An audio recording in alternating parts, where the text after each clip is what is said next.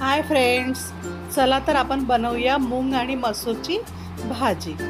खूप मस्त झालेली आहे आणि ह्या पद्धतीने तुम्ही पण बनवून बघा, खूप टेस्टी झालेली आहे। तर मी काय केलं, एक वाटी मूग घेतले, रात्री भिजत टाकून ठेवले होते, हिरवे मूग घेतलेले आहे आणि एक वाटी मसूरची डाळ घेतलेली आहे। मसूरच्या डाळीऐवजी तुम्ही सगळे मसूर पण घेऊ शकता। तर मी 2 मोठे कांदे बारीक चिरून घेतले, 5-6 हिरव्या मिरच्या चिरून घेतल्या, अद्रक लसूण ठेचून घेतलेलं होतं आणि 2 टमाटर बारीक चिरून घेतले। आता भाजीसाठी मी 2-3 चमचे तेल गरम केलं आणि त्यामध्ये जिरं, मोहरी आणि हिंगाची फोडणी दिलेली आहे। फोडणी छान तडतडली की त्यामध्ये आपण कांदा आणि मिरची, अद्रक लसूणचा पेस्ट टाकून छान आपण परतून घेणार आहोत। जोपर्यंत मसाले छान परतून राहिले तोपर्यंत आपण डाळी एका चाळणीत काढून घेणार आहोत। मसूरची डाळ आणि मूग स्वच्छ धुवून घेतले आणि चाळणीत पाणी निथळण्यासाठी ठेवून दिलं। आणि आता कांदा मिरची आपली छान परतून झालेली आहे, तर थोडे मसाले टाकूया।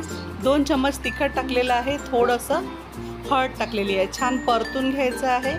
आणि त्यानंतर आपण स्वच्छ धुवून ठेवलेल्या डाळी टाकणार आहोत, म्हणजे सगळे मूग आणि मसूर टाकणार आहोत। तुम्ही मसूर डाळीऐवजी सगळे मसूर पण वापरू शकता, भाजी खूप टेस्टी लागते। तुम्ही पण बनवून बघा या पद्धतीने। आणि बारीक चिरलेले 2 टमाटर टाकलेले आहेत आणि छान 5 मिनिटं आपण तेलामध्ये कढसून घ्यायचं आहे। छान कढसून घ्यायची आहे भाजी आपल्याला तेलामध्ये। भाजी छान कढसून झाल्यानंतर बघा किती छान कढसल्या गेलेली आहे भाजी, पूर्ण पाणी वगैरे जे होतं ते आटून गेलेलं आहे आणि ते थोडीफार शिजल्या पण गेलेली आहे। तर आता याच्यामध्ये आपण आवश्यकतेनुसार पाणी टाकणार आहोत। तर मी 2 ग्लास पाणी छान गरम करून घेतलं होतं आणि गरम पाणीच टाकून राहिलेली आहे आणि छान मिक्स करायचं आणि भाजी छान शिजवून घ्यायची आहे। पाणी टाकून भाजी छान आपण शिजवून घ्यायची आहे। भाजी बघा छान शिजलेली आहे, भाजी पूर्णपणे छान शिजलेली आहे। तर दाणे चेक करून घ्यायचे आपण, मूग शिजली की नाही, आणि नंतर चवीनुसार मीठ टाकलेलं आहे त्याच्यामध्ये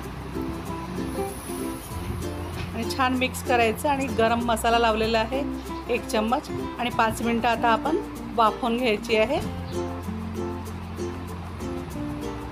आणि त्यानंतर आपण भाजी आपली आता तयार आहे। तर मस्तपैकी बढिया बारीक चिरलेला सांबार लावलेला आहे आणि आता भाजी आपली ही तयार आहे। तर फ्रेंड्स, तुम्ही पण बनवून बघा, ही भाजी भातासोबत किंवा पोळीसोबत, भाकरीसोबत खूप मस्त लागते। ट्राय करा एकदा।